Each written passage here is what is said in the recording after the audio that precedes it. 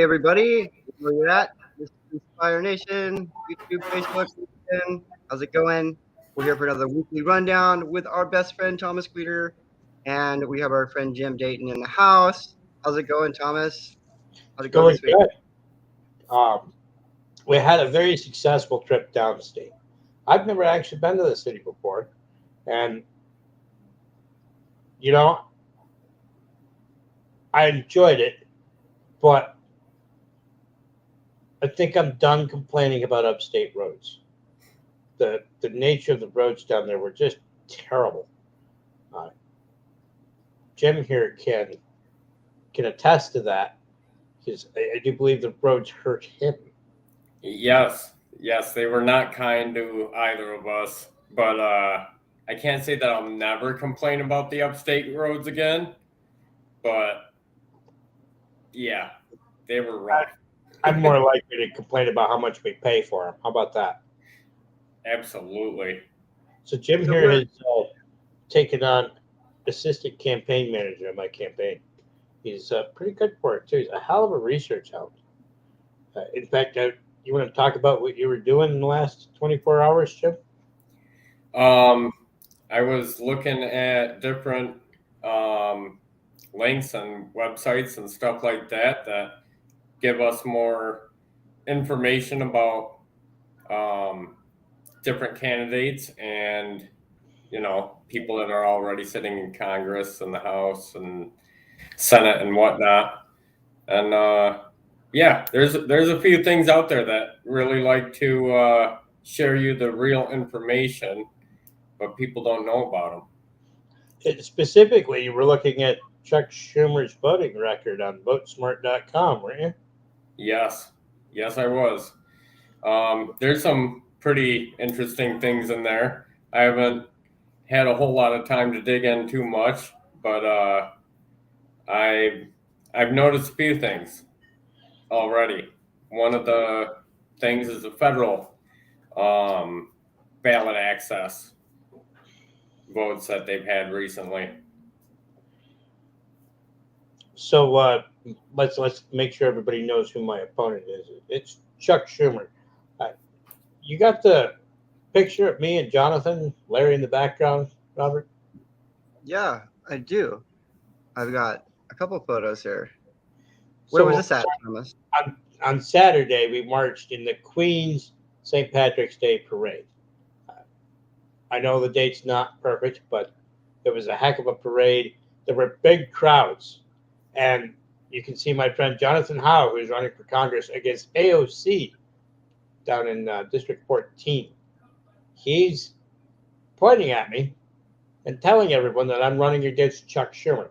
Every single time he said that, hundreds and even thousands of people just roared with applause and cheering. Apparently, he's not well loved in Queens. And that lady you see, she looks like she's clapping her hands, but she's actually about to put her hands up in a prayer stance and come up to me and hug me and kiss me on the cheek. I did not expect that. That was very well received, and so was Larry. Larry Sharp was also very well received. I see him there in the background.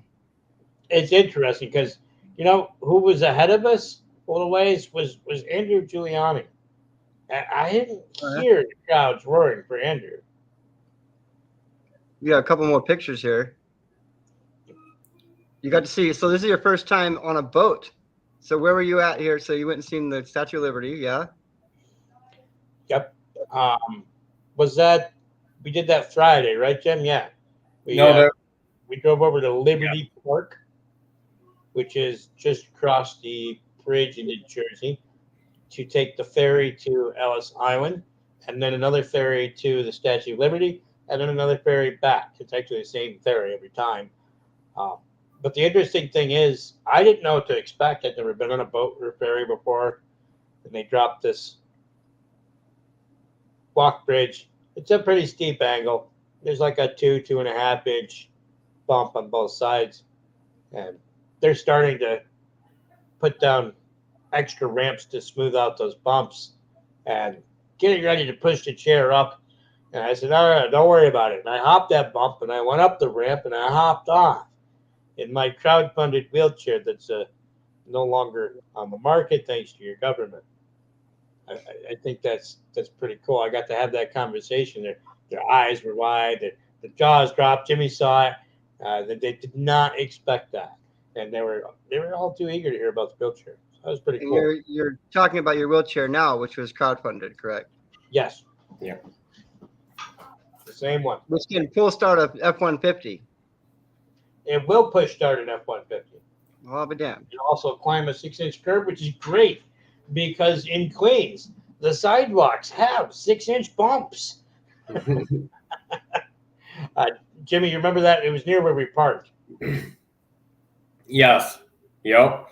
I think I know where you're talking about. There were a lot of sidewalks. We were all over the place. There were some good curves.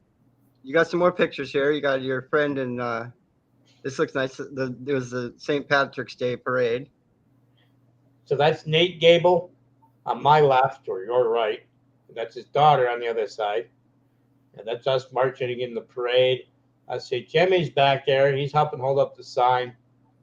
And Rebecca Lau right behind Nate. It's, Eric and Gabby Cordova right behind Nate's daughter. It's Artie Sintaf right behind me. He's chair in Suffolk County. And then, of course, Miss Liberty there. That's Craig Miles. He's one of my favorite people. Him and Nate have actually gone out of their way for my campaigns back to state senate several times. And they really helped out. Craig Miles is quite a character. That's probably what I'd be wearing too. Right on. So it looks like you guys had fun. I would have enjoyed that.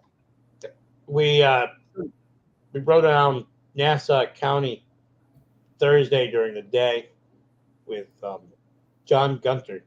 He's a Nassau County chair. And I got a fancy haircut. How about that? I see that. You look really nice, Thomas. What were you saying about what's coming up? You might be having something coming up with some college kids, adults. Well, we'll talk about tomorrow night in a minute. I brought up my hair for a reason. Jim, you remember getting our haircut? Yeah. Yep. That was the first time I ever had a straight razor held to my face. So it was pretty interesting. It was cool. At least it was in a friendly way, right?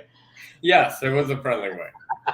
Still the first time, so you know. So the barber was rather apolitical. I told him, I was a candidate for office, what I was running for, and he said he's out of politics. He hadn't voted in 8 years. None of the two parties get anything right. And I asked him what his issues were, and he said he was against the war on drugs because it wasn't helping people. And someone he cared about recently died of an overdose. You put that all together, and he's got a libertarian stance on drugs. And then, of course, he hates taxes. And he was terrified to see what his return would be after the stimulus. That's going to affect it's going to affect your tax returns. So he's looking into voting this year. Probably going to vote libertarian.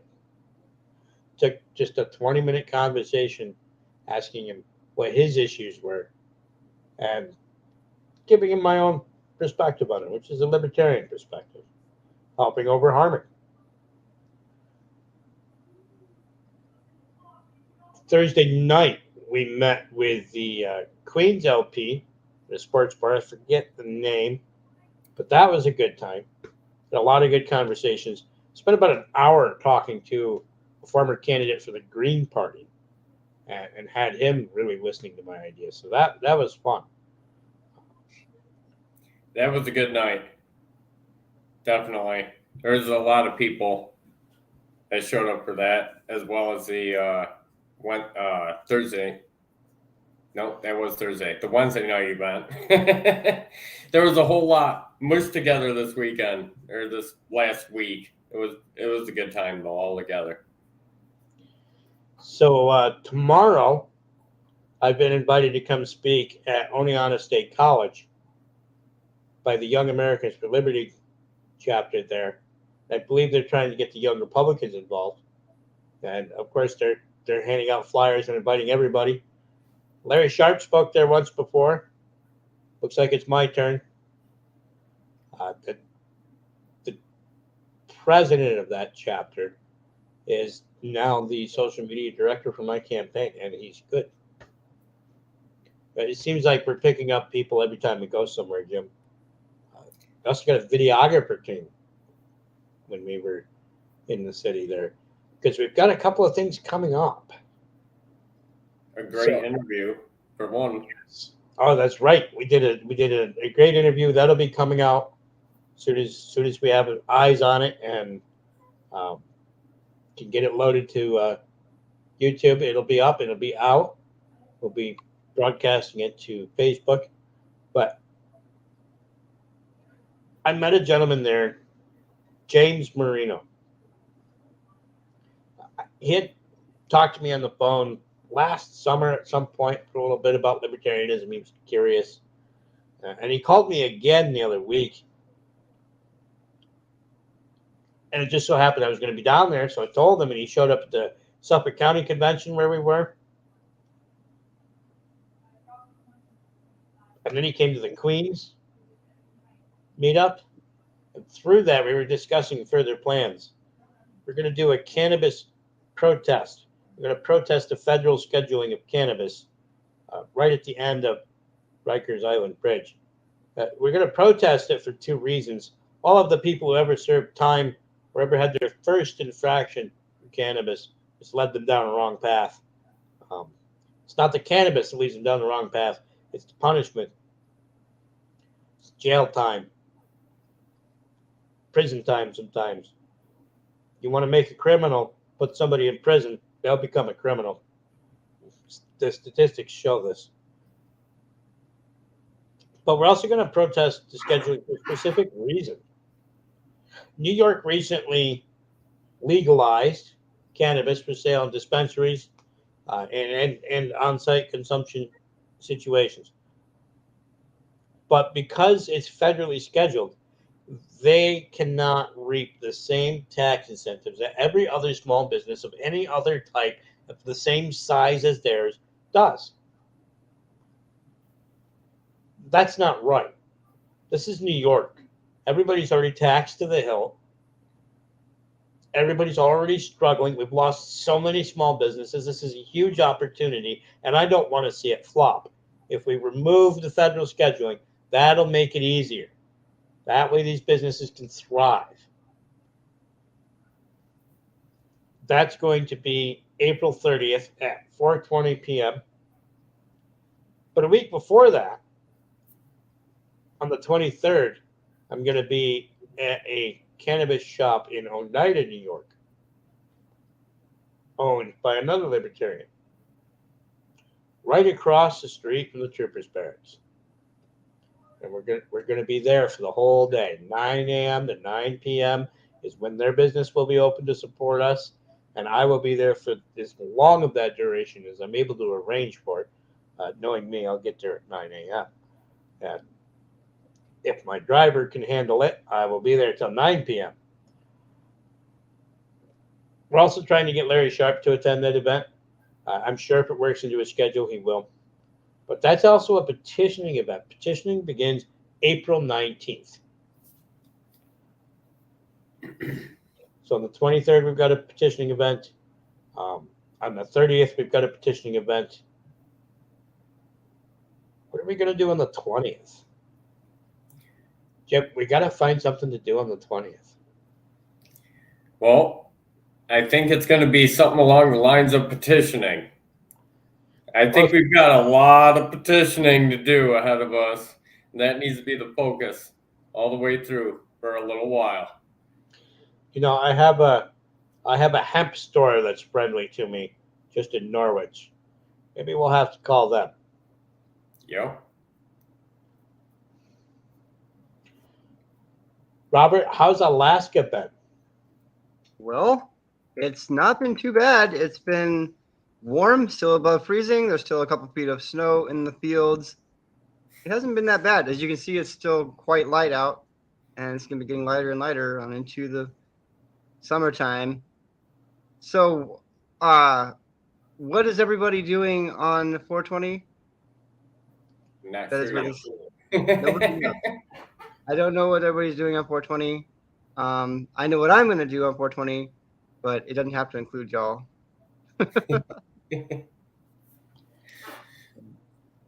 So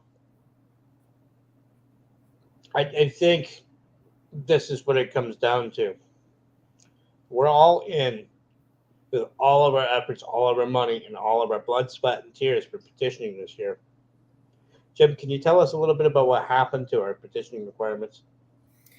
Yeah, we got screwed by a budget in New York State, as a lot of us know, and a lot of Democrats and Republicans don't have a clue about.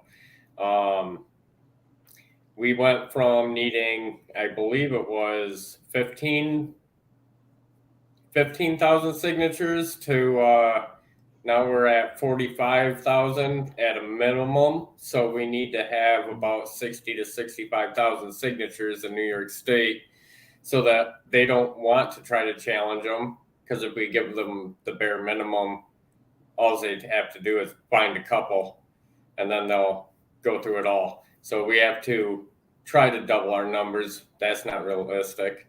But so we got shut down in that case, lost ballot access. Otherwise, we would have only had to get the same number of signatures as the Democrats and Republicans.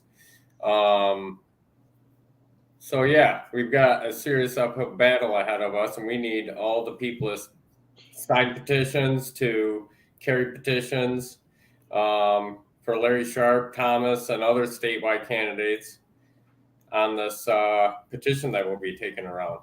And we got 4 weeks to do it in, folks. 4 weeks. If you want to volunteer, go to thomasqueeter.us. It's scrolling across the bottom there.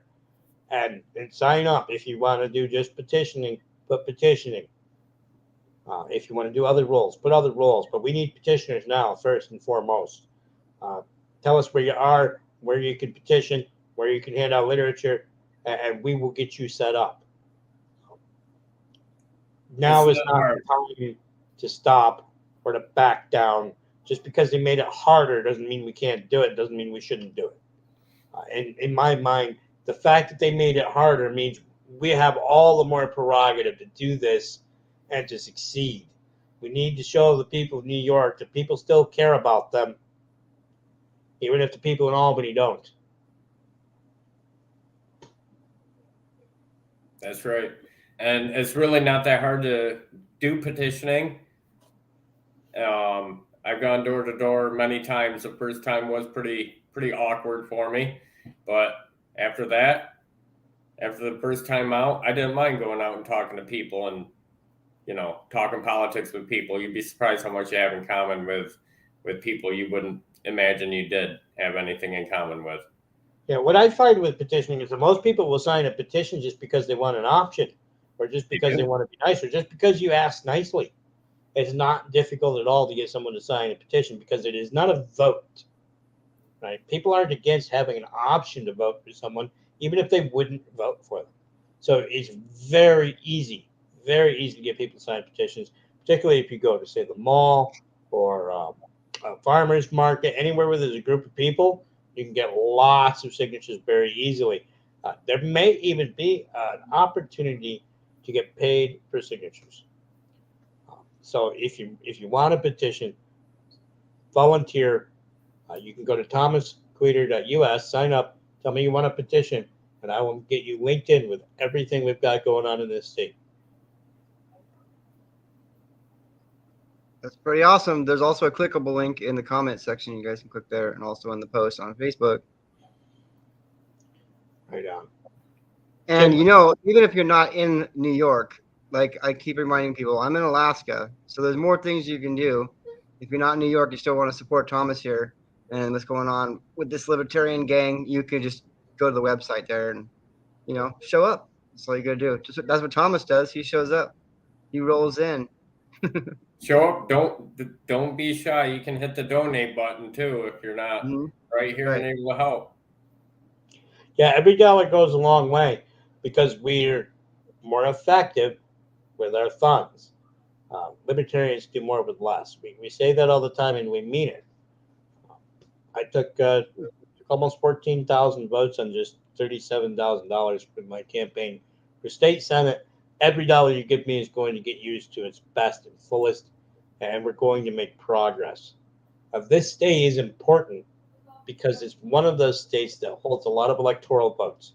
It's one of those states that holds more federal power, and those are the battleground states. It's not a red state or a blue state or a purple state. It's the states that hold power. That's where we need the libertarians. That's where we need gold specks on the map. That's where we need to rein in this spending. And that's where we need to change the narrative. Because policies that are bad or good start in states that have that kind of power and spread. And if you guys don't know what libertarian is, you know, if libertarianism is a new term, definitely hit up Thomas on Facebook or on Clubhouse. We have this LP Liberty Talk Radio I always push on this channel. And just get in touch with us. And, you know, sometimes you'd be amazed. There is a third option, and you're looking at him here in the top right left-hand corner. Thomas Queter is running against Chuck Schumer. Who is this guy? He's not a nice person. No, he's. So, you know, libertarianism boils down to a few things. My rights end where they impede yours, and your rights end where they impede mine. We're about no harm policy. We want to pursue policy that does not cause harm. We're about balancing budgets in a wise manner that doesn't cause harm. We're about giving you all of your rights all of the time for everyone. There's no demographic left out. If you want to see improvement in New York State, we're your only shot. Because the other two parties have been trying and failing over and over again. And I don't know about you, New York, but I am sick of it. But on that note, let's call it a night, guys. Okay, we can do that. That's no problem. And you guys, every Monday at 9 p.m. Eastern time, check us out. At least me and Thomas are here. And we'll be going on like this until he's in the seat. And New York. Yes. Thank you. God bless everyone. Thank you, Jimmy, for coming on. Yep, you got it. Have a good night.